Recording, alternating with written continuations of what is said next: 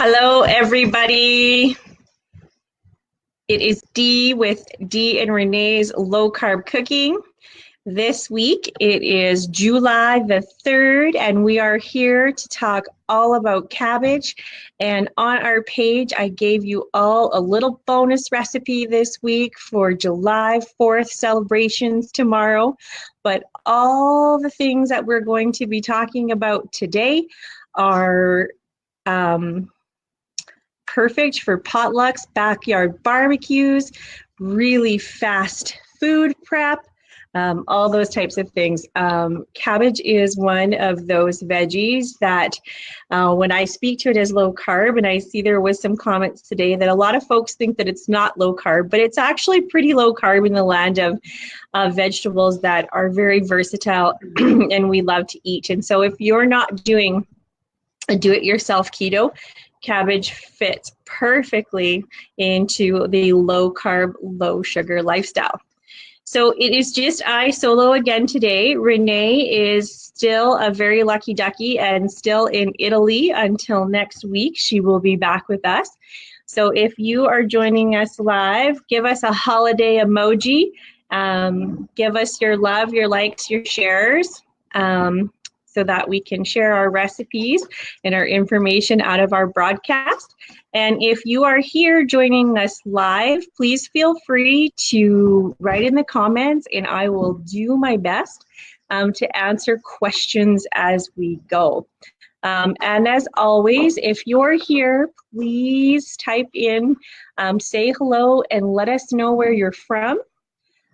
Following each week's broadcast, we send you our recipes in an email form in a weekly newsletter.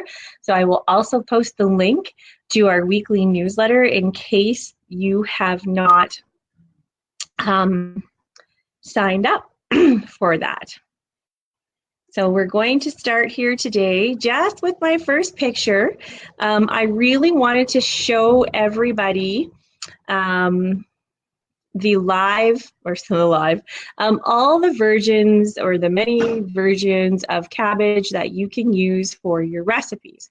However, when I went to purchase cabbage this week to make my recipes, one of my favorite Savoy was not available. So what you see pictured here is Napa cabbage, purple cabbage, and good old green cabbage. And the green cabbage has a local harvest from somewhere and was amazingly huge, fresh, and really nice and raring to go.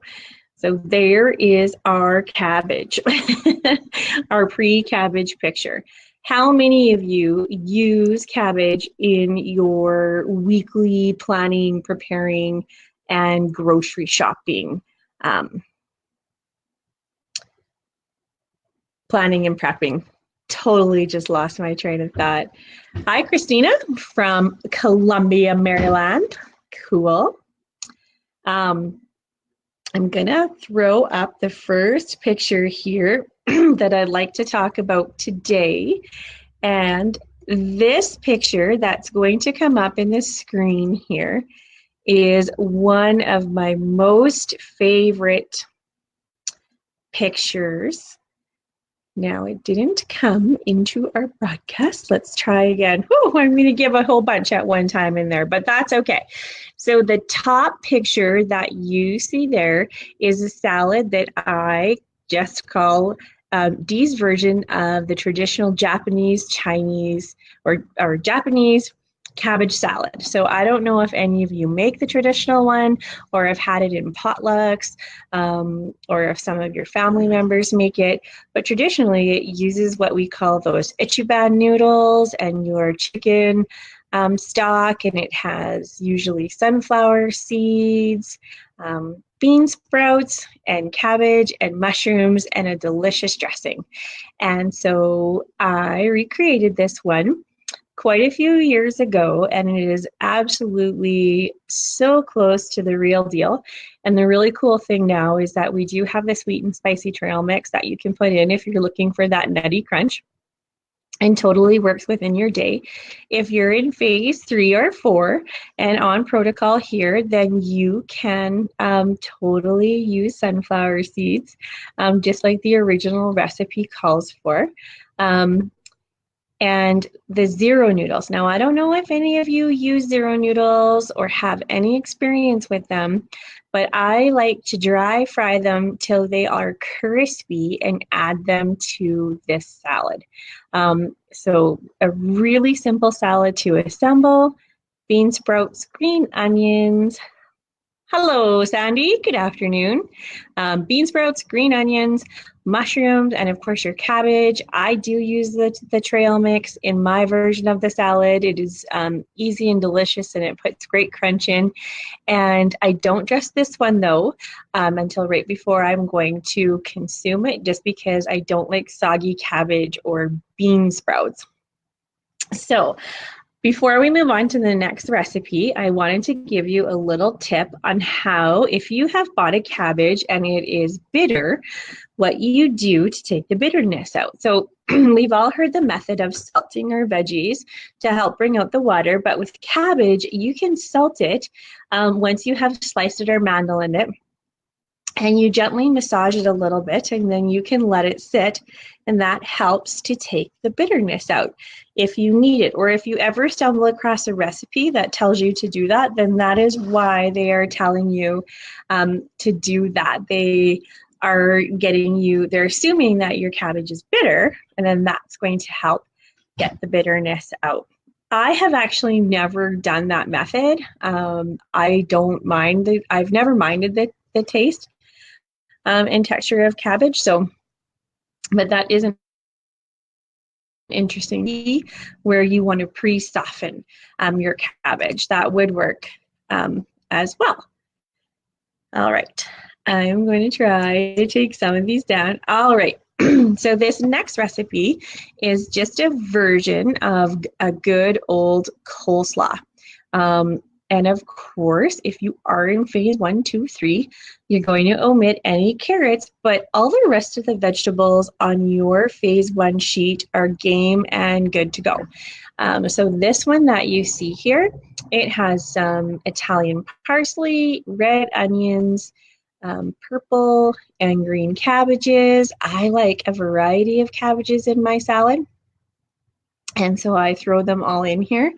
And I'm going to bring up and show you a picture of the dressing that I made with this one.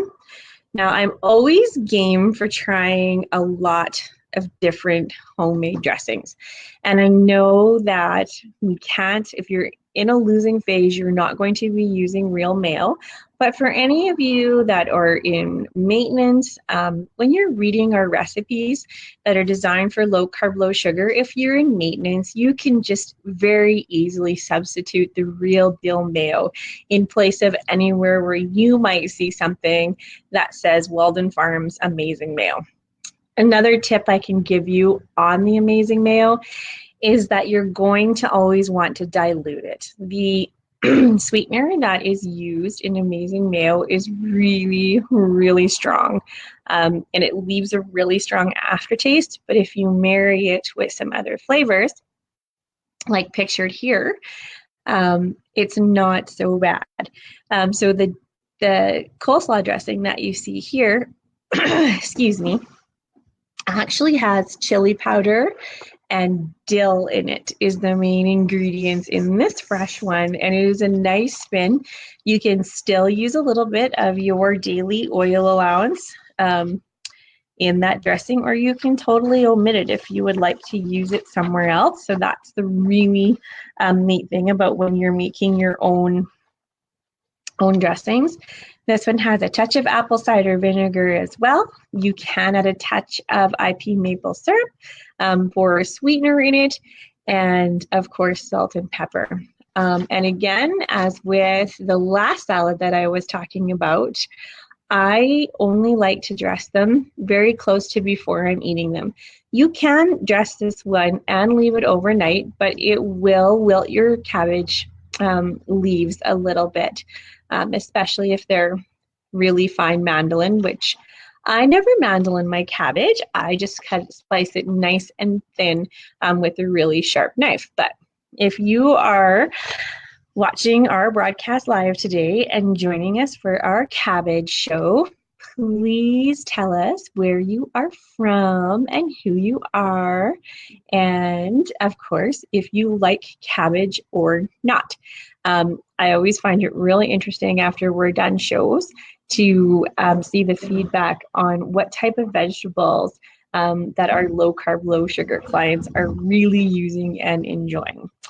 So there is a version of a tasty coleslaw. So another reason why I love something like the last two salads that I've seen, if you are going to a potluck, barbecue, family gathering, it's a very easy, fast, and economical salad to throw together, and a lot of people do enjoy it.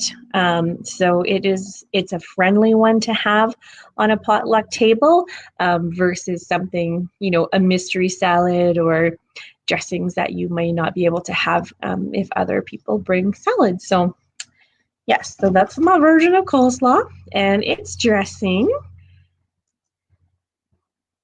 All right. I'm going to try to bring another one up. As always, Renee is our technical director. She is our mastermind when it comes to keeping things going and flowing on the show. And I stumble so much. So it's so easy for me when I am talking about my food usually. Renee is switching the pictures and keeping us going and writing the on-screen updates for us and keeping us all going. So I sure miss her when we are doing these Be Lives. I can tell you that. Sandy is in Washington. What's the weather doing in Washington, Sandy? I have to tell you all, I'm going to give you all my big cry story. If you follow me on Facebook, we had a storm rip through southern Alberta last week. And where I live on the northwest corner in southern Alberta in Medicine Hat, my yard was under half a foot of hail everywhere. So not only did it absolutely destroy my perennials, my annuals, my trees, my everything, they were covered under half a foot of ice overnight and didn't melt. So everything got a horrible, horrible shock here last week, and it's just not turning around and recovering yet. So I'm really hoping that some warm weather is going to roll in here and turn around our days. Okay, cloudy. It's cloudy here too, Sandy. So this picture is a turmeric cabbage curry, and I used ground turkey. And for any of you that like turmeric and any type of curry, I would totally encourage you to try these kind of recipes. So I was going to do a version of crackslaw, and there are so many good ones out there, and they're so easy to do. And quite honestly, the reason why I love crackslaw recipes is you don't need a recipe. Anything that's on that phase one sheet can basically go in a pan with your cabbage, and you are good to go. So your creations can be endless. But this one I wanted to give to you as a curry version, and it is once again really easy to make. So fresh ginger and fresh chili, serrano chili. If the serrano chili is too hot for you, you can use a jalapeno, fresh garlic. I chose a ground turkey.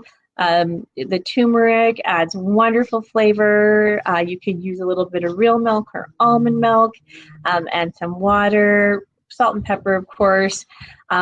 Now, if you are in maintenance and you see this recipe, well, then you for sure could add full fat, unsweetened coconut cream to this recipe, and it would be delish. So when you get the written recipes, we're going to just give you some ideas that if you're in phase 4 maintenance, how to still keep them low sugar and low carb, but you don't have to worry so much about those yummy healthy fats, because you are allowed to work those in, and something like full fat coconut cream is an excellent ingredient when you're in phase 4 for things like curry, and of course fresh cilantro and limes for the garnish. If you were also in phase 4, you could add additions such as fish oil and sesame seeds or any type of seeds if you like. So yeah, there's lots of ways you could dress them up if you wanted to. So does anybody have any questions so far? Any holiday emojis out there for Renee? I don't know if any of you have seen her fabulous pictures in her most fabulous sunglasses and hats all the time. She looks like she is getting some amazing sunshine. And I have seen the most delightful olives and nuts in her pictures that look absolutely fantastic. So I wish that somebody was feeding me from Italy today. For sure. All right. So the next one that I am going to show you is a mock kimchi. I don't often say things correct either, guys. So feel free to correct me at any time. Now, I say mock kimchi just because there are some traditional ingredients in kimchi that we cannot have if we are in phase 1 or 2. But you can sure make something very close. Now, I chose to make one that has quite a bit of heat in it with the chili paste and chili pepper paste and garlic. So a little goes a long, long way. And instead of traditional onions, green onions, scallions are totally fine and totally delicious. And I want to also show you the sauce on its own. There it is. So the recipe, you know, it's not a big recipe, but a tiny, tiny bit goes a long, long way. And so what you see there again too is the kimchi sauteed cabbage. So simply taking your cabbage, sauteing it till it's nice and tender, and then working in a little bit of the kimchi style sauce. And so again, we're going to have a little bit of oil and fresh peeled ginger, garlic. I liked green cabbage for this one, but any cabbage would be fine. I think I was going to go ahead and tell you guys about the Savoy cabbage. So I was going to buy Savoy cabbage, and this tiny, tiny little head of cabbage, when I got to the till, was $8. And usually cabbage is one of the most economical things you can throw in your grocery cart. So I told the lady at the till that she was just welcome to keep that one this week, and that I would take home the other ones to do our recipes. So yes, so very, very versatile. I know you all can think of a ton of places where you can use kimchi sauce as well in your recipes over, chicken, over pork. This kimchi sauteed cabbage is over a pork chop that my boys enjoyed and devoured. Delightful over fish as well. So everybody's really quiet today. There's not a lot of questions, not a lot going on here. So guys, if you have any questions about cabbage, any concerns, or if there's just anything you guys want to chat about today while we are on doing our live here as we're going through our pictures, if you type it in the comments, I will do my best to give you some answers. Sandy, are we streaming good today, or do we have lots of interruptions? Are we okay? Is my router working? I had to replace that because my broadcasts always seem to be interrupted and not running smoothly. So it's a little bit of a pet peeve of mine. How many of you grow cabbage yourselves in your garden or live close to somewhere where you have access to it? All right, so this picture is a very, very long-standing traditional recipe that can be made in a variety of ways, and it is braised cabbage. Hello, Renee. Renee from Kansas, everybody.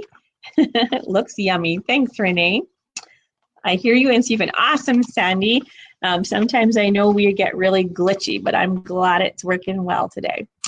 So what you see pictured here is a very, very traditional braised red cabbage. And I have seen and have tasted recipes for years and years and years, generations and generations. Now, a traditional braised cabbage recipe is oh so simple. Water, vinegar, or apple cider vinegar usually calls for some apples and a yellow or white onion you will see. And we're not going to use butter, but you can, of course, use your daily allowance of oil. Lots of farm in the valleys with fantastic veggie. Awesome. Hello, Cynthia. Oh, good streaming. Excellent. Illinois. Yes, Napa cabbage would go good in kimchi too. Do you make kimchi, Cynthia? I love trying new recipes with a few new little ingredients. And I'm a little bit sensitive to the really, really hot stuff, but I love to dabble it in, a little bit. So I usually just go a little bit easier on the amount that I put in when I'm first trying it. So now we can't have the onions, the yellow or white onions in a braised recipe just because of the caramelized sugar. So I went ahead and used good old-fashioned green or just our green onions. I buy them every week. So I don't know if there are some weekly staples that go in all of your grocery carts, but green onions is one always. It's always on my grocery list. That goes in my cart because I seem to want to use it anywhere from a fresh salad or into a dish that's made. And then with this red braised cabbage, I used the chayote squash in place of the apple, and it works just fine. I think I might even prefer it. I know a lot of people like apples that mush down, but I actually like the texture of how the squash stays a little bit firmer. So I don't know if any of you have tried braised cabbage on its own or without. Sorry, guys. Hey, boys. My kids are home for this summer. All of them, they're loud. Yes. Braised cabbage again, excellent. It would be excellent on its own as a veggie anytime through your day, but a great side dish accompaniment to your supper time meal. My first choice would be fish once again, and any kind of white fish or tuna. And I also would serve it over any type of protein. I have to be honest with you. I think one of the beautiful things about cabbage is that it just marries to everything so well. And it is so simple and so fast to saute in a pan. How many of you out there incorporate an egg roll in a bowl or a crack slaw into your weekly meals? There you go. Cynthia says, I use Napa in many of stir fries with peppers and green onions and asparagus and some broccoli when I have it fresh. Yeah, awesome. Nice and easy and fast. The other great thing about cabbage is it keeps a long, long time. So lots of times we talk about storing our veggies, the best ways to store them, those types of things. And once they're washed and cut, they actually can start to break down quite fast. But cabbage, once you slice it and store it, remove all the air, if you can, out of your packaging, will last a very, very long time. And it's so economical usually. So you get a good bang for your buck. Yeah, I do. Renee says I do crack slaw. So yes, now I was going to throw onto the barbecue to show you guys too some different versions of just cabbage steaks and what you can also do with those. And even so what I wanted to show you was the kimchi sauce and coleslaw dressing that I had made with these recipes were perfectly delicious over those types of grilled cabbage steaks as well. But unfortunately, our propane was left on the last guy that was grilling, and so I couldn't do any barbecuing, but that's okay.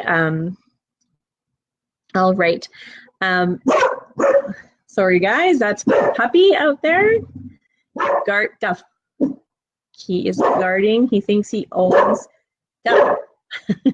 He thinks he owns the land across from our house.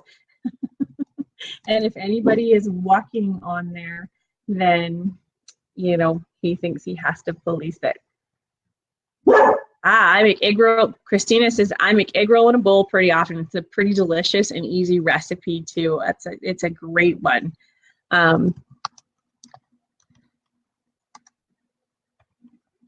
Again, forgive me, everybody, as I am just trying to navigate through our live. One more week and Renee will be back and she can do all of our awesome technical, all of our technical work for me, because I am so clumsy when I go to do it. All right. So as we head into the closing of Cabbage, we can talk about anything you want to talk about, but I would like just to say happy July 4th to all of our American friends. And I want to know, if you are in phase 1, what do you have planned for tomorrow? Do you guys, is everybody celebrating? Are you going to a barbecue, family and friends, potlucks? Are there going to be temptations? Are you planned and prepared to go out with other folks? Are you confident that you can handle it? Do you need help with anything? It's, you know, I love making food to take to other places. I love bringing my own food, and then I can ensure that I am never stuck being hungry or without a meal. I'm pretty comfortable in that now, but I think it's because I've been doing this a long time. Renee says she's staying home. So then your plan and prep is going to be really easy. What's on the menu tomorrow, Renee? If you've got anything planned for your 4th of July, if you head on over to the Low Carb Cooking Show page, there is a festive July 4th cake posted there. I should have brought a picture of it up here. I'll see if I can. And it is a delightful white cake with zucchini, and it has the pomegranate cranberry bar melted over top as an icing, and it's delicious, delicious, delicious.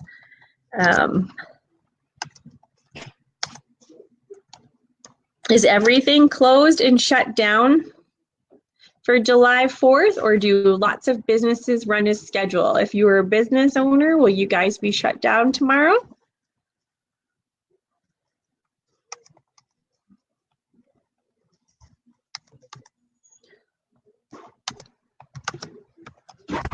Anybody heading out to the fireworks tomorrow? Will you guys all have local fireworks where you live? I have to be really honest with you all. So we just had Canada Day, so ours is July 1st is when our big celebration was. But I had been out of town all weekend and drove home on Canada Day. And once I got home and sorted, I went to bed. I didn't make the fireworks.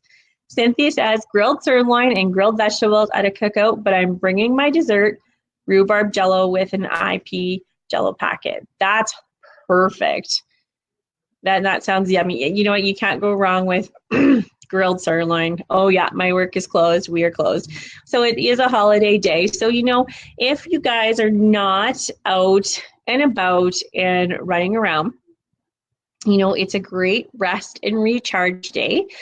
If you are on Facebook, oh, local fireworks tonight. Awesome. Do you get them 2 days in a row, Holly, or they just do it a day early?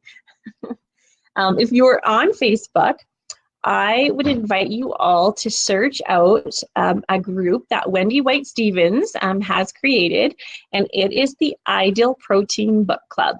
And anyone can ask to join, and there is going to be some good reading, and currently everybody is reading the Dr. Tran, because it's your life, and there is I do believe, a free downloadable version of that so that you can read along with everybody there. And so if you are resting and relaxing tomorrow and you got your feet up, that would be a great place to start with some reading devoted all about you and your journey and making it better. And oh, nice, Christina, only half a day today too, so that is awesome.